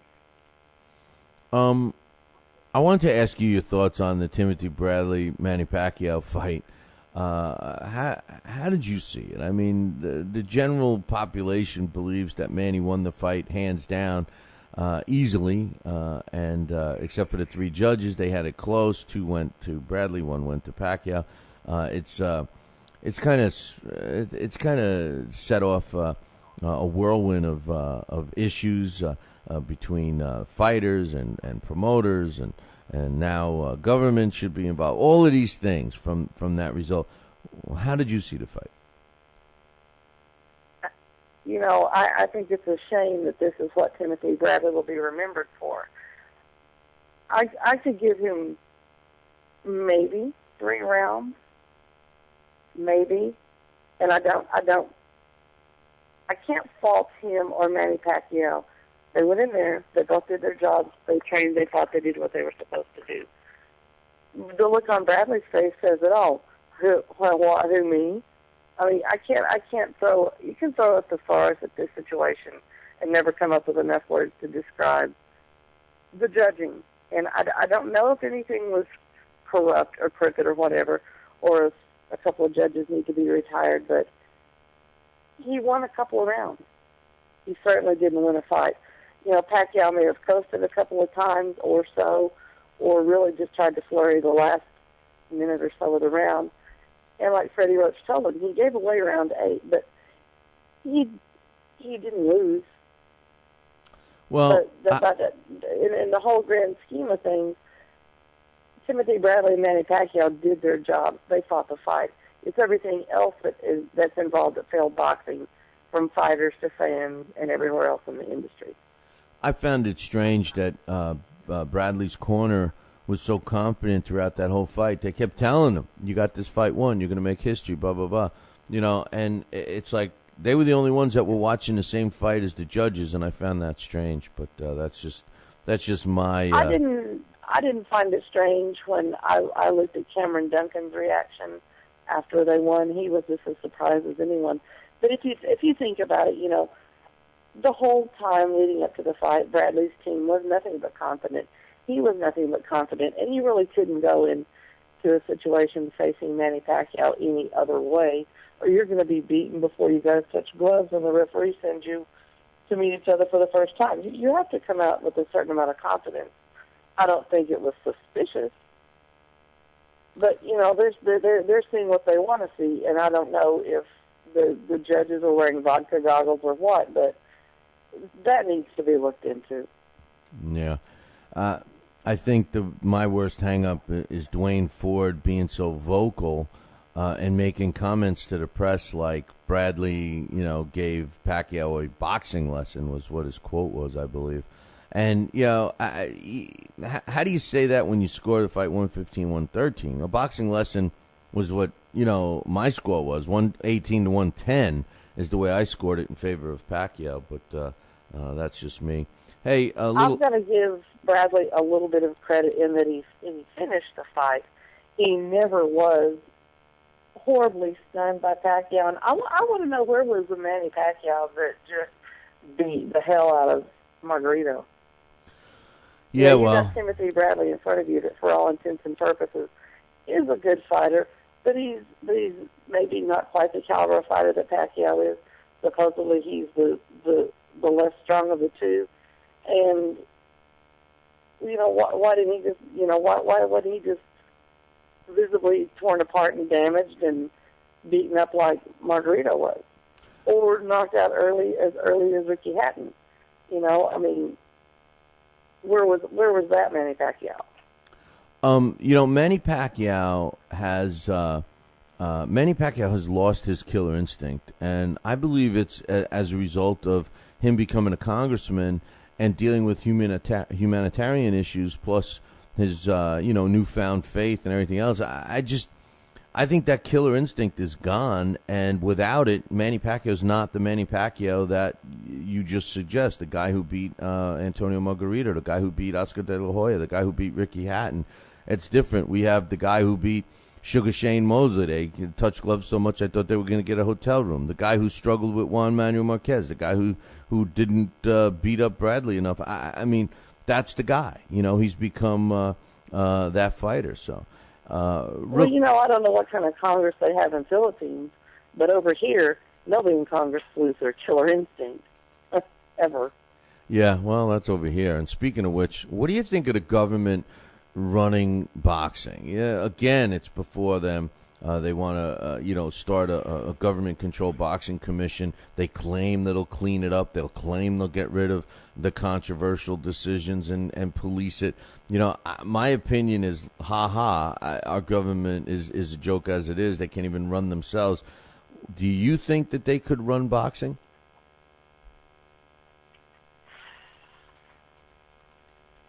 I don't know if they could do any worse.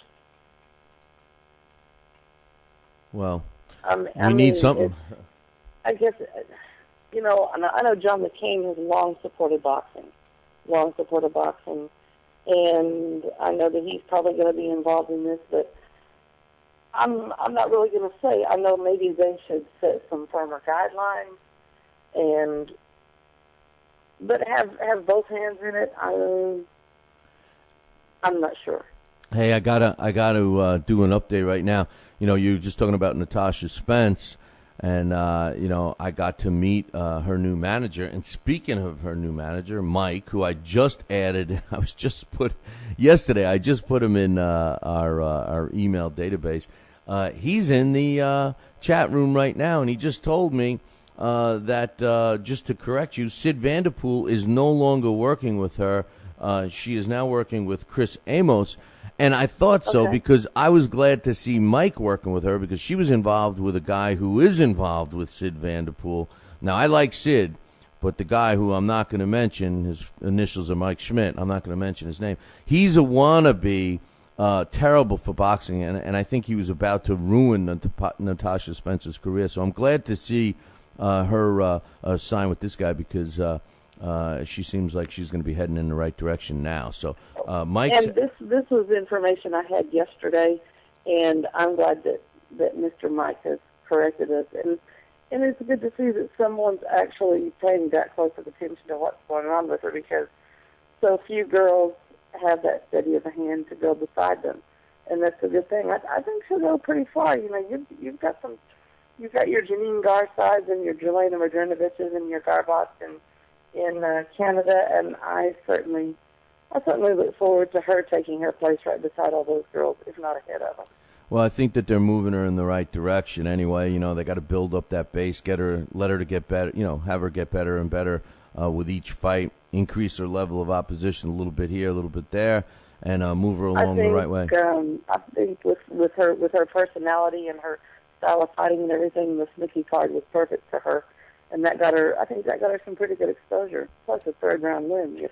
Yeah, no, I actually... You know, it's funny because I've been following Natasha for a long time. I actually called her last couple of amateur fights. As a matter of fact, when she hung it up, her last amateur fight, she was the big main event and everything else. I called that one. I called the one before that, and then she turned pro. And I did call one of her fights, but then she got, like I said, she had gotten involved with this other guy that was just basically trying to get her fights anyway. So I'm glad to see she's in the right direction. Mike is telling us now in the chat room that she may even be fighting for a WBF title in Australia as soon as July 13th. So they got a lot of stuff cooking for her. Now, you see, now that goes against what I just said, Amy. You know, because Natasha's got 5 fights under her belt. You know, she should actually get a couple of more. So this way she gets a belt and then holds on to it for a long time. But then again, you know, the pickings are slim in the women's divisions. You know, it's a shame. Well, you know, and I cannot fail to mention this time something that could very well open up and level the playing field, or at least open it up. You know, we have our 3 Olympic contenders now, for sure, for the United States to go to London. And that's going to be Queen Underwood at 132 pounds, Marlon Esparza at 112, and Clarissa Shields at 165. They have made our final cut, and they are going to be on their way to London. So there's a lot to look forward to, and I can't pick a favorite out of these, but I think they're all going to do really, really well. And, you know, it remains to be seen what this will do for women's boxing, but it certainly can't hurt. And I'm looking forward to watching their progress through the game. Well, I'm loving this new crop of female fighters that are coming up now. The Natasha Spences, and there's several other young ones. There's Naomi, I can never say her last name, out of Tampa. Bosque or something is her last name. Naomi Bosque. Yeah, Bosque, I think it is. It's but anyway, you know, I'm partial to Chevelle Halbach, of course, but you know, Chevelle and fighters like her, even the Holly Holm, so to speak, and of course Anne-Sophie Matisse. I mean, these are fighters that have paved the way for this younger class of fighters coming up in the female divisions, and I really think that they are going to start to benefit. The Natasha Spences and the Naomi Bosques, or however you pronounce her last name, are going to benefit from virtually the hard work that these female fighters have put in these last 10, 15, 20 years of female fights, where they're virtually, you know, fighting on the undercards, where they're fighting for peanuts and everything else. It's finally getting to the point where fans are recognizing that, hey, these girls can fight. It's not two women, slapping each other in the face. These are women that can kick the snot out of you. I wouldn't want to mess with Natasha Spence. I'll tell you that right now. Well, you know, and the thing is not only have people like Chevelle and Holly Holm, Melissa Hernandez, Belinda, Lisa Brown, Janine Garside, not only have all these people paved the way for people like Natasha and Farias and everybody, but they have also been here. They waited for their chance, just for one person, one huge person, to give them the chance to where they could blow everything open for it. And they're still fighting for that chance. Just because there's somebody coming up new behind them doesn't mean they're going to retire to a corner anytime soon. They're going to keep fighting as long as it's feasible, and they're still going to be the ones that everybody looks up to. Well, we're looking to get Chevelle Halbach 1 or 2 more fights, and then she's getting into some other stuff. We're going to do some promoting with her, and she's obviously working on the gym and all that stuff. So, you know, and she wants to work with young female fighters, and she's got a couple of amateurs she's working with now. And, you know, I think the future is very bright on women's boxing, and what we need now is promoters and management to step up and give these girls an opportunity. Because let's face it, you go to any show that there's and really, in most cases, and I talk about this all the time, you go to an event and they have a female bout on the card, I'd bet donuts to dollars, because I'm a fat bastard. But really, I mean, I know, and I live it. But I mean, the bottom line is generally it's the most exciting fight. And I want to ask you one quick question. I'm running out of time, but one quick question.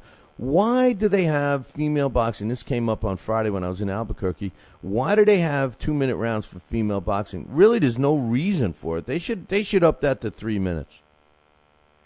That's been a debate for a long time, 2 minutes versus 3 minutes. I know that Layla McCarter is a big proponent of the 3-minute rounds.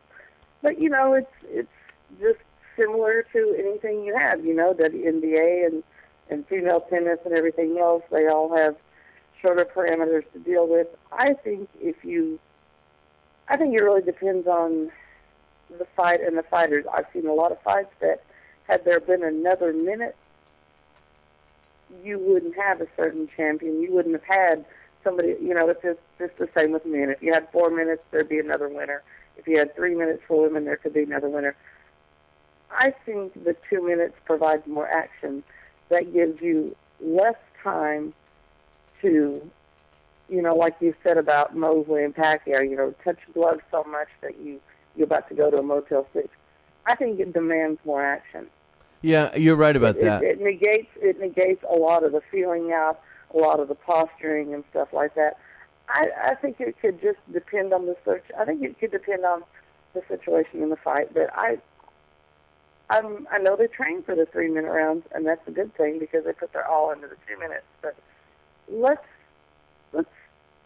not err on the side of boredom, and let's keep with the 3 minutes. Yeah, no. 2 minutes. I agree that the 2-minute rounds force them to, get right down to business. There's no time to feel out or anything like that. But I think that the legitimacy of 3-minute rounds, because the men fight 3-minute rounds, and because the women are fighting 2-minute rounds, it's kind of like painting this picture to the fan that it's inferior to the men's. The men's boxing, and that's another strike against them, and if you want to try and promote women's boxing, you need to try to put it on as equal of a playing field as you can. And right off the bat, they're fighting 2-minute rounds. Their championship fights are 10 rounds. Right off the bat, it's you're starting off with so 2 make strikes. Your title fights 3 12-minute rounds. Yeah, well, it's unfair to say, okay, you're going to fight 2-minute rounds for your career until you're in a championship fight. Then that's 3-minute rounds. So I think they should change it to 3-minute rounds. It's been debated for forever and ever, and there are some people that, like Layla McCarter, at one time was saying she wouldn't fight anything but 3-minute rounds, and she had a little dormant spell, obviously, but. I see both ways, but I also think that the 2 minutes gives you a sense of urgency, and if you can't get it done in the time allotted, then why? I mean, I can see things both ways, but I've gotten to where I do prefer the 2-minute rounds, and have not even considered the 3-minute rounds till you just brought it up. Yeah, well. I think it would help him. But anyway, Amy, I'm late, man. I got to go. Thanks for coming on. Look forward to you next time.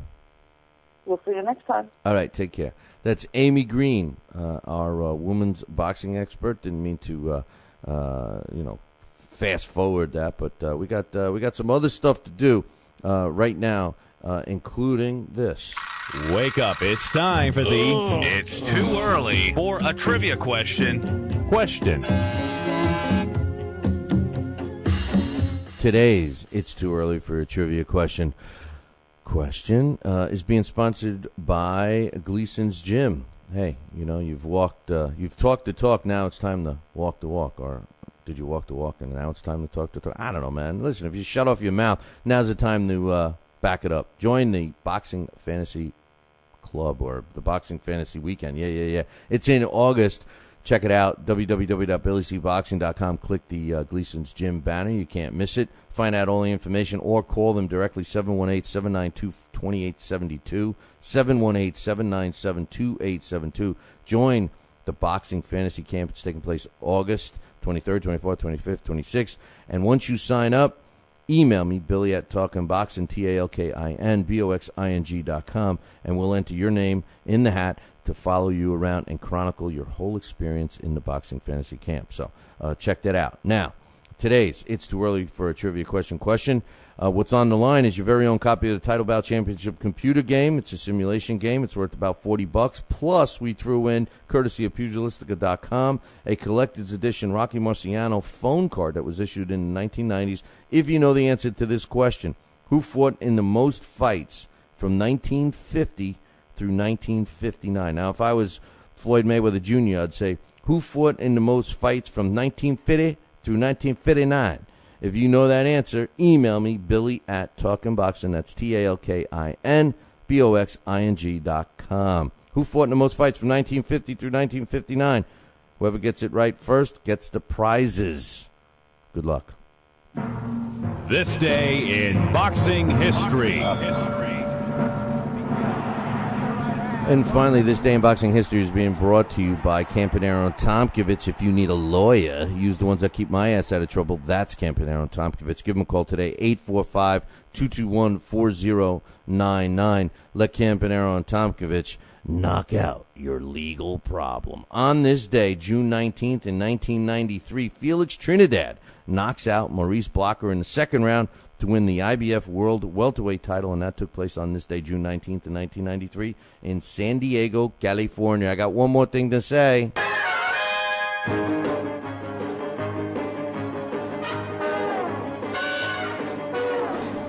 Make sure you tune in tomorrow morning, same bat time, same bat channel. The Fight Now channel. Call your local television provider right now and tell them you want the Fight Now channel, the AT Sports channel lineup. For all the information about Fight Now, you can find it on their website, www.fightnow.com. Don't forget, we got Thumbs Up, Thumbs Down coming up right after this show. See you all tomorrow. Ciao, baby.